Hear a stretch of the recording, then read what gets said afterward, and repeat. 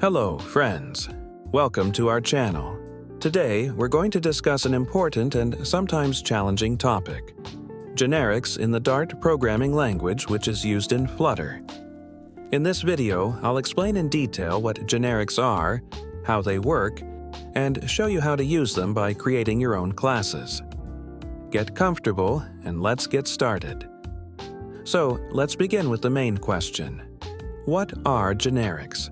Generics are a mechanism that allows you to create components like classes, methods, and functions that can work with different types of data. It's like a universal recipe that you can use to make different dishes by simply changing the ingredients. Imagine we have a class box that only stores strings. This class works well if you only need strings. But what if you need to store other types of data, like numbers? You could create another class, such as NumberBox, but that's not the most efficient approach. This is where generics come in handy. Here's how it works. After the class name, you specify a type placeholder in angle brackets. Once you've declared this generic type, you can use it as a type for variables, methods, and other elements. For example, you create a field item with the type of your generic t, and you also use this type in methods to get the value. Instead of specifying a hard-coded data type, we use t, which will be replaced by the needed type when creating an object.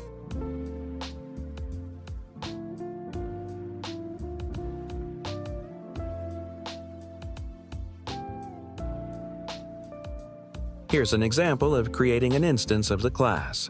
When creating an object, you specify the specific type that will replace the generic t. Now, we can create instances for any type: string, int, or even for your own class, such as person.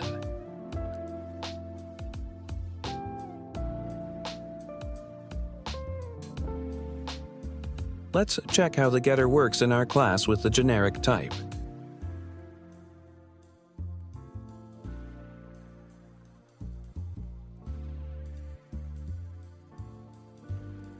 As you can see, it works for all the specified types. We can also use multiple generic types in one class by listing them separated by commas. Note that their names must be unique. In this example, you can add another field to the class with a second generic type. Let's add a method to work with this second type.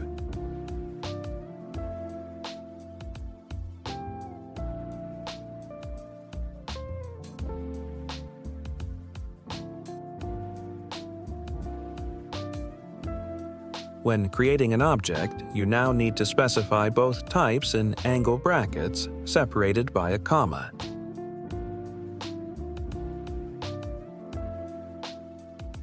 This way, you can flexibly create classes with different types.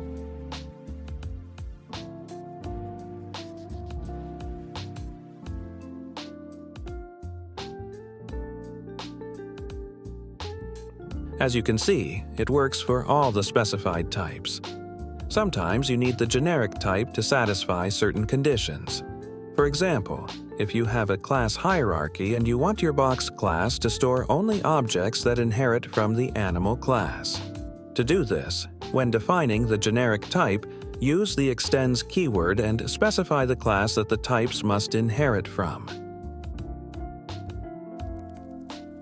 Thanks to this, in the methods of the class, you can access the methods and fields of the animal class.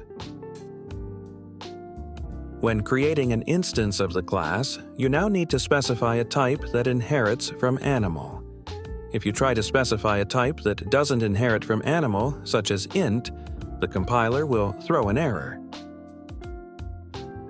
Let's try testing our methods. And you'll see that everything works correctly. So, today we learned what generics are and how to use them in Dart and Flutter. They help create flexible, reusable components, making your code cleaner and safer. If you have any questions on the topic, feel free to ask them in the comments. Don't forget to subscribe to the channel and like the video if you found it helpful.